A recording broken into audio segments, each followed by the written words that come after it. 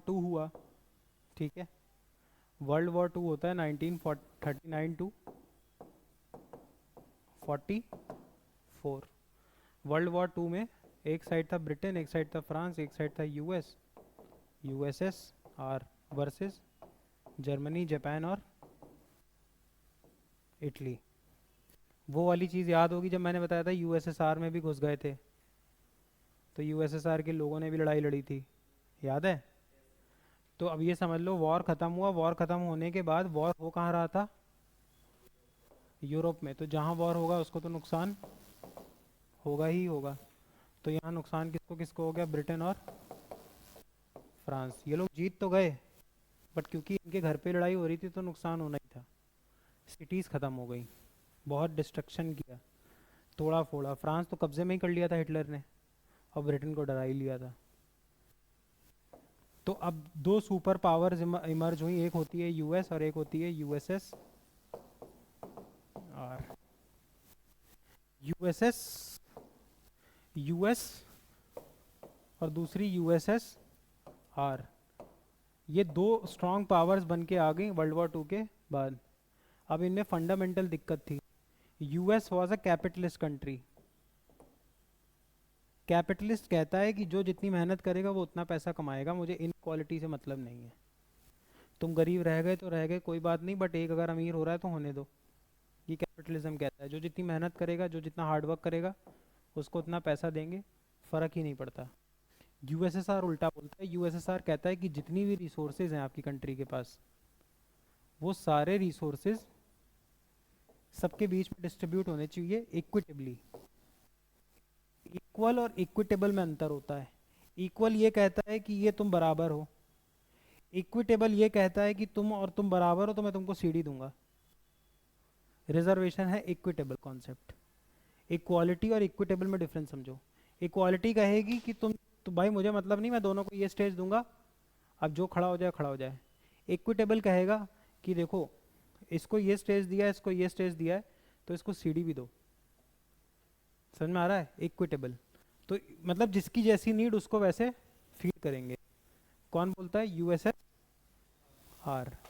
Equal बोलेगा कि अगर 10 रोटी है 10 लोग हैं तो एक एक बांट दो। इक्विटेबल बोलेगा जो ज़्यादा भूखा है उसको डेढ़ दे दो, जो कम भूखा है उसको आधा। और इन्होंने बोला कि जितने भी रिसोर्सेज हैं उस पर किसका कंट्रोल होगा, गवर्नमेंट का। सब लोग गवर्नमेंट काम करेंगे, जिसको जैसी नीड होगी वैसा उसको देंगे।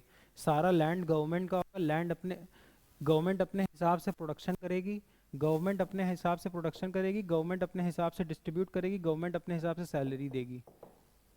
सब गवर्नमेंट कंट्रोल में। अमेरिका अलग था। अमेरिका ये कहता था कि government has no business to be in business, no business to be in business. मतलब गवर्नमेंट अपना काम करे, बिजनेस क्यों कर रही है। तुम एम्बेसडर गाड़ी क्यों बना रहे हो, तुम लॉ एंड ऑर्डर देखो, तुम वोटिंग कराओ, तुम स्कीम्स चलाओ, तुम ब्रेड क्यों बना रहे हो, तुम एचएमटी वॉच क्यों बना रहे हो। अमेरिका ऐसा कहता था। यूएस उल्टा कहता था। यूएस कहता था सब मैं बनाऊंगा, सब, क्योंकि मुझे डिसाइड करना है किसको कितना मिलना है। अब ये थ्योरी थी कम्युनिज्म की, और ये थ्योरी थी कैपिटलिज्म की। फिर ऐसा भी था कि वर्ल्ड वॉर टू खत्म होने के बाद यूएस ने दो बैंक बनाए थे, एक वर्ल्ड बैंक और एक आईएमएफ। अगर डेवलपमेंट करना था तो वर्ल्ड बैंक से लोन मिलता था, और अगर तुम उधार में होते थे, कर्जे में होते, तो आईएमएफ तुमको बेल आउट करता था। दोनों का रोल अलग अलग था। जब कर्जा पाटना है तो आईएमएफ, जब नया काम करना है तो वर्ल्ड बैंक। दोनों कौन चला रहा था, यूएस। किसके नाम पे। अब जो गरीब कंट्रीज थी वो इनसे लोन लेती थी, तो यूएसएसआर कहता था मत दो लोन वापस, यूएस कहता था लोन वापस दो। इसको ऐसे समझ लो कि गांव में कोई महाजन है, महाजन ने गरीब लोगों को लोन बांटा। अब एक गुंडा आ गया, गुंडा कह रहा है मत दो लोन, वो हमसे ही कमाया है। महाजन कह रहा है ये क्या मतलब है भाई, वापस दे मेरा। यूएस और यूएसएसआर, कैपिटलिज्म और कम्युनिज्म। दोनों थ्योरी आगे चली, दोनों अपने अपने हिसाब से देश बढ़ाना शुरू किए। अब दोनों में चलने लगा क्या, कोल्ड वॉर। कोल्ड वॉर क्यों, क्योंकि दोनों के पास न्यूक्लियर एनर्जी थी। अगर एक एक को मारता तो दूसरा भी दूसरे को ख़त्म कर देता। इसी चीज़ को जिसको मैं बोलता हूँ डेटरेंस। तो ये दोनों कभी आपस में डायरेक्टली नहीं लड़े, कोई वॉर नहीं किया, इनडायरेक्टली लड़ते रहे। इनडायरेक्टली बहुत जगह लड़े, जैसे यूएसएसआर ने नॉर्थ कोरिया को सपोर्ट किया, यूएसए ने साउथ कोरिया को सपोर्ट किया, यूएसएसआर ने वेस्ट जर्मनी को सपोर्ट किया, यूएसए ने नहीं, यूएसएसआर ने ईस्ट जर्मनी को सपोर्ट किया और यूएसए ने वेस्ट जर्मनी को सपोर्ट किया। जर्मनी को भी दो पार्ट्स में तोड़ दिया था, एक वेस्ट जर्मनी थी और एक ईस्ट जर्मनी थी। जर्मनी 1990 में जोड़ा गया है। जब 1945 में वॉर खत्म हुआ तो जर्मनी को दो हिस्सों में तोड़ दिया, एक कह दिया ईस्ट जर्मनी, एक कह दिया वेस्ट जर्मनी। वेस्ट जर्मनी का ध्यान रखता था यूएसए, ईस्ट जर्मनी का ध्यान रखता था रशिया। दोनों प्रोग्राम्स चलते रहे। इन्होंने कैपिटलिज्म में बिलीव किया, इन्होंने कम्युनिज्म में बिलीव किया, इन्होंने प्राइवेट ओनरशिप में बिलीव किया, इन्होंने पब्लिक ओनरशिप में बिलीव किया। पब्लिक मतलब गवर्नमेंट। इन्होंने डेमोक्रेसी में बिलीव किया, इन्होंने डिक्टेटरशिप में बिलीव किया। कोल्ड वॉर चलता रहा। कोल्ड वॉर इनका ओलंपिक्स में भी चलता था, स्पेस में भी चलता था, इकोनॉमी में भी चलता था, मिलिट्री में भी चलता था। ये हर चीज़ में लड़ते थे, पर डायरेक्ट वॉर नहीं करते थे, क्योंकि दोनों के पास क्या था? Nuclear bomb.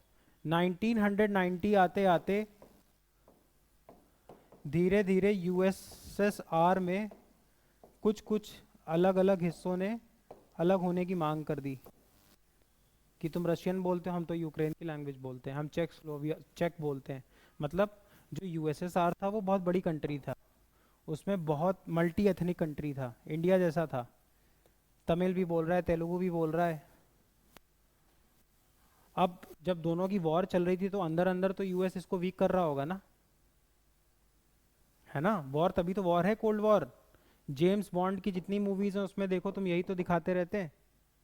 तो वॉर चल रहा था, वॉर चल रहा था, ये अंदर अंदर तोड़ रहा था किसको? यूएसएसआर को। ऑब्वियसली यूएसएसआर भी कोशिश कर रहा था कि यूएसए को तोड़े, बट अल्टीमेटली क्या हुआ? यूएसएसआर में कुछ ऐसे कंट्रीज, कुछ ऐसे हिस्से आ गए जिन्होंने अपनी लैंग्वेज के नाम पे अलग स्टेट्स की डिमांड कर दी, और अल्टीमेटली यूएसएसआर टूटा 15 कंट्रीज में। और यहीं से ये बात डिसाइड हो गई कि कम्युनिज्म फेल कर जाएगा किसके आगे?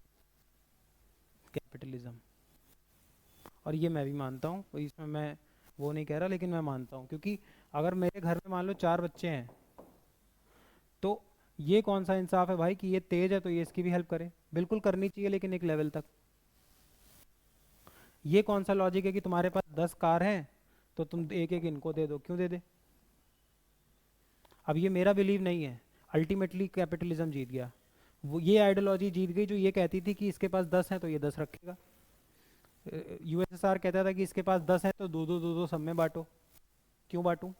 क्योंकि तुम देखो, अगर इससे तुम 10 लेके इनको दो दो बांट दोगे तो ये जो इन्वेंशन कर रहा है, जो और ये मेहनत करेगा, इसका ये हार्डवर्क करने का जो जील है, जो रीज़न है, वो ख़त्म कर दिया ना तुमने।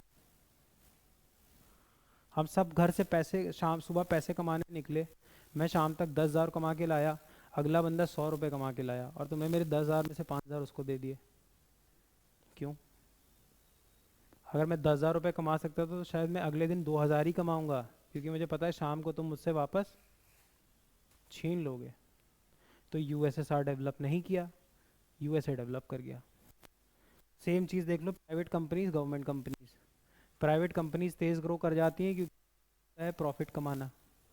गवर्नमेंट कंपनीज उतनी तेज़ ग्रो नहीं कर पाती, और यूएसएसआर पूरा गवर्नमेंट कंपनीज पे था, इसीलिए यूएसएसआर टूटा, और वहीं से लोगों ने कम्युनिज्म में बिलीव करना बंद कर दिया। अब यहाँ से एक चीज़ ये सीखने वाली है,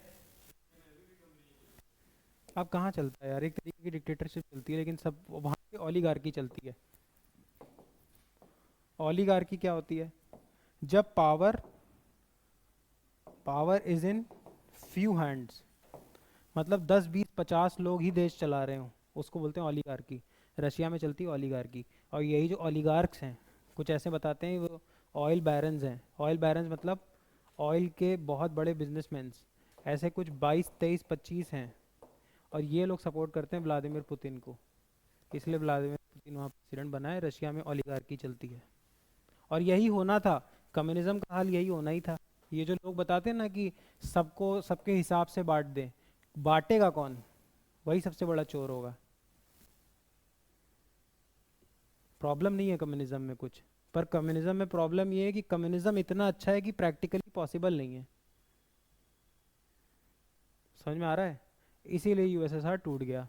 अब इसमें दो चीज़ें पूछता है, जो लोग प्रो यूएसए हैं, जो लोग प्रो यूएसए हैं वो नेटो ज्वाइन किए हुए हैं। नेटो है नॉर्थ अटलांटिक ट्रीटी ऑर्गेनाइजेशन, बनाया कब गया? 1948 में। इसका हेडक्वार्टर है ब्रसल्स में। ब्रसल्स कहाँ है? बेल्जियम में। इसका मोटो क्या है नेटो का? Attack on one, attack on one is attack on all. में लगभग 31 कंट्रीज हैं, मतलब तुम एक भी कंट्री पर अटैक करोगे तो 30 के 30 तुमसे लड़ने आ जाएंगे। जो प्रो यूएस हैं, जब कोल्ड वॉर शुरू हुआ तो नेटो बना दिया यूएस ने। इसी के बदले में, इसी के बदले में यूएसएसआर ने बनाया था वॉर्सो पैक्ट। जो लोग वॉर्सो पैक्ट के मेंबर होते हैं, जैसे बेलारूस, इसमें कुछ 8-10 कंट्रीज हैं, ये कहती हैं तुम अगर हम पे एक पे भी अटैक करोगे तो हम 8वां अटैक कर देंगे। यूएसएसआर ने बनाया वॉर्सो पैक्ट, यूएसए ने बनाया नेटो। नेटो, समझ में आया? यूएसए ने बनाया नेटो और यूएसएसआर ने बनाया वॉर्सो पैक्ट। और इसीलिए 1991 में कौन टूट गया? यूएसएसआर। और अल्टीमेटली कैपिटलिज्म जीता, कम्युनिज्म हार गया। अभी भी अब देखो, तुम्हें यहाँ से एक चीज़ और सीखने वाली है। कैपिटलिज्म कहेगा प्राइवेट ओनरशिप, जिसको जितना कमाना है वो उतना कमाएगा, कैपिटलिज्म। कम्युनिज्म कहता है जिसकी जितनी नीड है उसको उतना मिलेगा। प्रोडक्शन और डिस्ट्रीब्यूशन किसके हाथ में होगा? गवर्नमेंट के। अब सोशलिज्म, इंडिया में क्या चलता है? सोशलिज्म। सोशलिज्म देखो क्या कहता है। सोशलिज्म कहता है कि अमीर के हाथ से लेके गरीब को देंगे तो, पर उसके जो मीन्स होंगे वो कॉन्स्टिट्यूशनल मीन्स होंगे। अमीर पे ज़्यादा टैक्स लगा देंगे, अमीर पे सब्सिडी लगा, गरीब को सब्सिडी दे देंगे। समझ में आ रहा है? पर इस तरीके से क्रांति नहीं करेंगे जो कम्युनिज्म कह रहा है कि कोई प्राइवेट ओनरशिप नहीं होगी, कुछ नहीं होगी। सोशलिज्म कहेगा कि प्राइवेट और सरकारी दोनों साथ में एग्जिस्ट कर लो।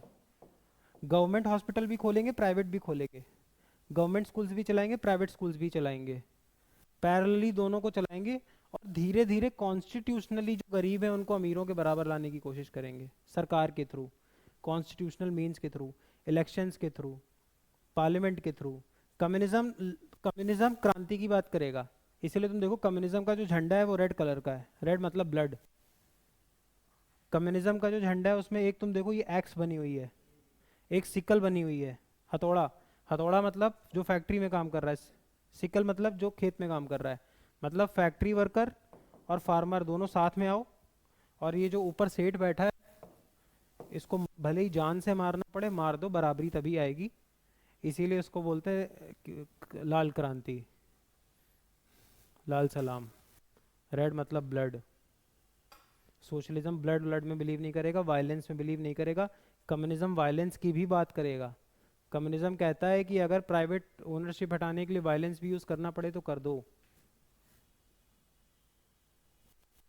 सोशलिज्म अच्छी चीज तो पेपर पे तो सबसे अच्छी चीज कम्युनिज्म है, पर कम्युनिज्म को प्रैक्टिकली अचीव करना बहुत यूटोपियन है। यूटोपियन, यूटोपियन मतलब जो इतना अच्छा है जो अचीव ही नहीं किया जा सकता। हाँ, इमेजिनरी नहीं, यूटोपियन। हाँ, so good to be true. तो यूटोपियन है कम्युनिज्म, यूटोपियन है कि सब इक्वल हैं, सब इक्वल खा रहे हैं, सबको सरकार इक्वल हेल्प कर रही है। पॉसिबल ही नहीं है।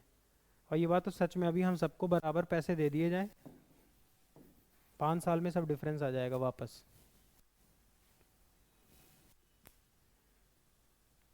इक्वालिटी पॉसिबल है?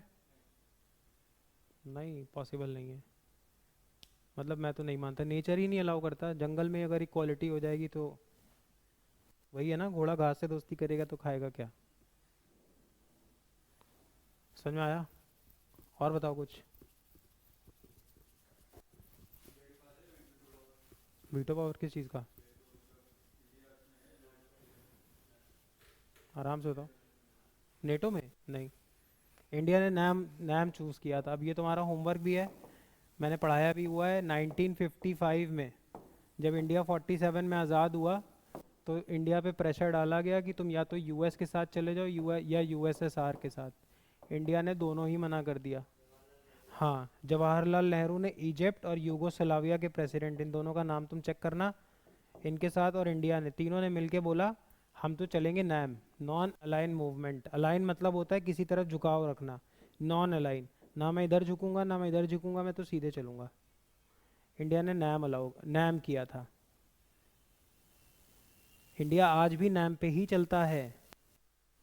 मोदी जी ने कोशिश की थी प्रो यूएस होने की, पर वो इकोसिस्टम ऐसा है कि इंडिया कर ही नहीं सकता एक कंट्री का सपोर्ट।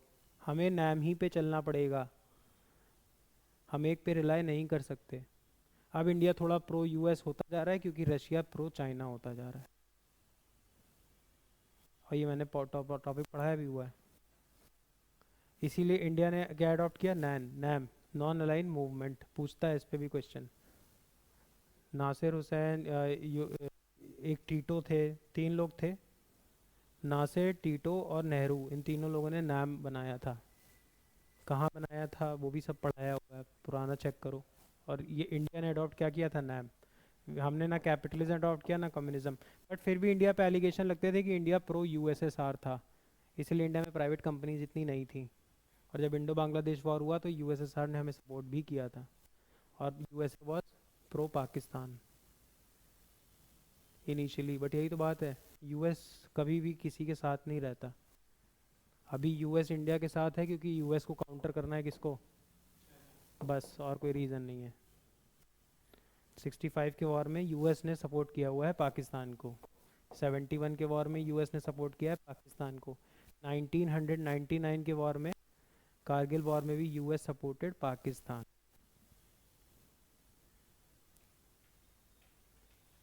एक बार क्वेश्चन पूछा गया नाविक पे। नाविक क्या होता है, ये जो सैटेलाइट्स होती हैं ये हमें लोकेशन बताती हैं किसी भी जगह की, कोऑर्डिनेट्स। गूगल मैप में लोकेशन दिखते हैं तो ये सैटेलाइट्स फ़ोटो खींचती है वहाँ की, तभी तो लोकेशन देती है। यहाँ से मेरे को अलीगंज जाना है तो गूगल मैप्स फ़ोटो खींचेगी, तभी तो पता चलेगा कितना ट्रैफिक है कितना नहीं। कोई ऊपर से देख रहा है ना, तो वो ऊपर से कौन देख रहा है, सैटेलाइट्स, वो फ़ोटो खींच रही हैं। अमेरिका के पास ये जो मैपिंग का सिस्टम है उसको बोलते हैं जीपीएस, जो तुम चलाते हो, जियो पोजिशनिंग सिस्टम। इंडिया ने, जब इंडिया पे 1999 में वॉर हुआ था, कारगिल वॉर, तो इंडिया ने कोऑर्डिनेट्स मांग लिए थे सियाचिन ग्लेशियर में पाकिस्तान कहाँ से अटैक कर रहा है, यूएस ने देने से मना कर दिया था। इंडिया के पास खुद का ये जियो पोजीशनिंग सिस्टम थी नहीं, इसीलिए तब अटल बिहारी वाजपेयी ने बोला कि अब हम अपना खुद का जियो पोजीशनिंग सिस्टम बनाएंगे। और अभी 2 साल पहले हमने तैयार किया नाविक। ये नाविक क्या है, ये मेड इन इंडिया है, और क्या है, जियो पोजीशनिंग सिस्टम। इससे हम आसपास के रेडियस की लोकेशन ट्रेस कर सकते हैं बिना किसी के जाने। इससे पहले हमें रिलाई किस पे करना पड़ता था, यूएस पे। बस इंडिया के साथ, इंडिया वाले के साथ प्रॉब्लम ये है, यूएस का है ग्लोबल, वो दुनिया में कहीं के कोऑर्डिनेट्स देख लेगा। इंडिया वाला जो है वो है रीजनल, इसीलिए उसका नाम है Indian regional navigation satellite system, IRNSS, नाविक। मतलब Indian regional navigation satellite system. हमारा वाला जो है वो इतनी रेंज कवर करता है, 7300 किलोमीटर की, उसके बाहर का हम नहीं दे सकते। हम पाकिस्तान की हेल्प कर सकते हैं, हम श्रीलंका की कर सकते हैं, हम बांग्लादेश की कर सकते हैं, और इंडिया कहता भी है कि मेरा नाविक तुम यूज़ कर लो। समझ में आया, समझ में आया। ये क्वेश्चन क्या था, पूछा क्या था, इंडिया ने नाम ज्वाइन किया। इंडिया, देखो यार समझो ना, इंडिया के साथ बहुत सारी प्रॉब्लम्स थी। हमें एक प्राइवेट कंपनी से ही आज़ादी मिली थी, और यूएस कहता था प्रो कैपिटलिज्म। तो इंडिया को एक डर भी तो था कि ऐसा ना हो जाए कि कोई प्राइवेट कंपनी फिर से हम पे रूल करने लग जाए। इसलिए नेहरू जी ने सारी चीज़ें गवर्नमेंट सेक्टर के पास रखी, सोशलिज्म बिलीव किया। इसलिए तुम देखो उस टाइम में बहुत बड़े बड़े इंडिया में बिजनेसमैन नहीं थे, 50s 60s में, बस ये रतन टाटा बिरला, ये दो चार, इसके अलावा नहीं थे।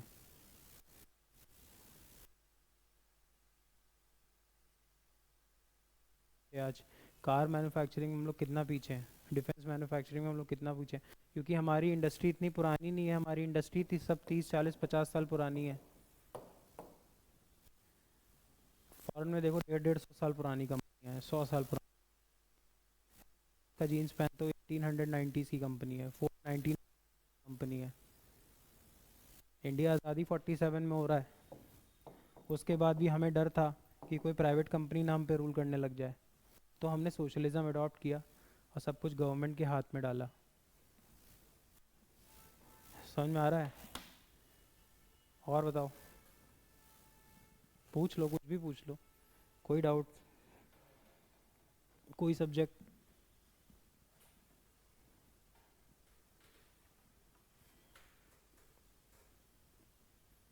अच्छा अभी बताओ, पैटर्न कौन सा बढ़िया है स्टैटिक जी के पढ़ने का? मैं बैठा हूँ, मैं इसलिए नहीं बोल रहा हूँ, तुम अपने फ़ायदे के लिए सोचो, मेरे पास तो ऑलरेडी बहुत काम है। स्टैटिक जी के पढ़ने का मेथड कौन सा बेटर है? हाँ,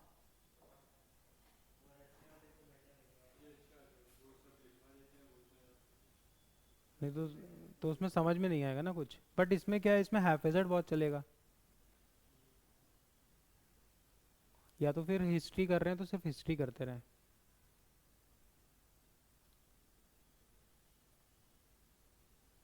हिस्ट्री का मैराथन करो, बताओ इस बार संडे को करते हैं हिस्ट्री का मैराथन।